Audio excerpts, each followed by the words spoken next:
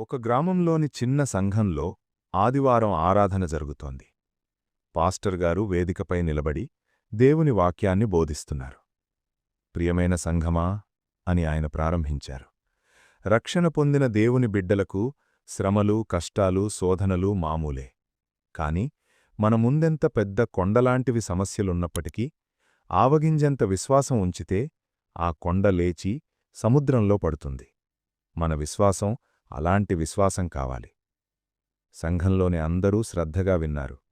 ఆమేన్ అని పలికారు. ఆ సంఘంలో ఒక వృద్ధురాలుంది. ఆమె చాలా సాధారణ జీవితం గడుపుతుంది.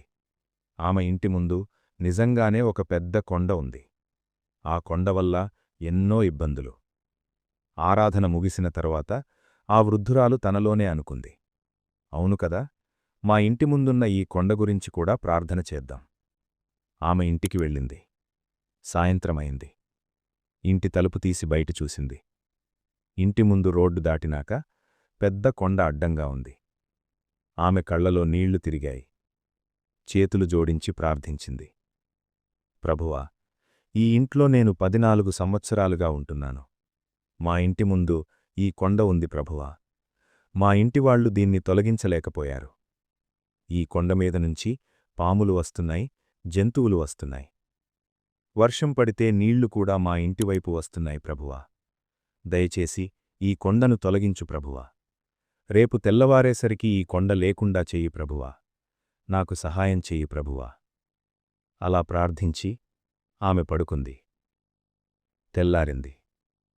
ఆమెకు కొంచెం ఉత్కంఠ. రాత్రి ప్రార్థన చేశాను, ఈరోజు కొండ కనిపించకపోతే అని ఆశతో తలుపు తీసింది. కాని ఆ కొండ అలాగే ఉంది. ఆమె కొద్దిసేపు చూసింది.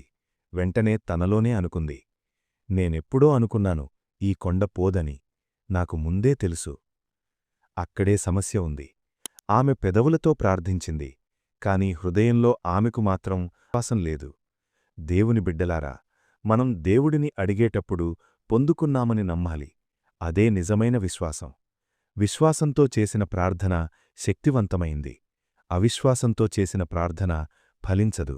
ప్రియమైన దేవుని బిడ్డలారా, మనము దేవుని సన్నిధిలో ప్రార్థించినప్పుడు దేవుడు మనకు దయచేస్తాడని మనకు విశ్వాసం కలగాలి. అలాంటి విశ్వాసం మనకు కావాలంటే విశ్వాసానికి కర్త అయిన దేవుని వైపు చూడాలి. అప్పుడు దేవుడు తప్పకుండా మనకి ఇస్తాడు విశ్వాసం. పక్కాని సమృద్ధిగా మన హృదయంలో దింపుకున్న దేవుడు తప్పకుండా మనకు విశ్వాసం ఇస్తాడు.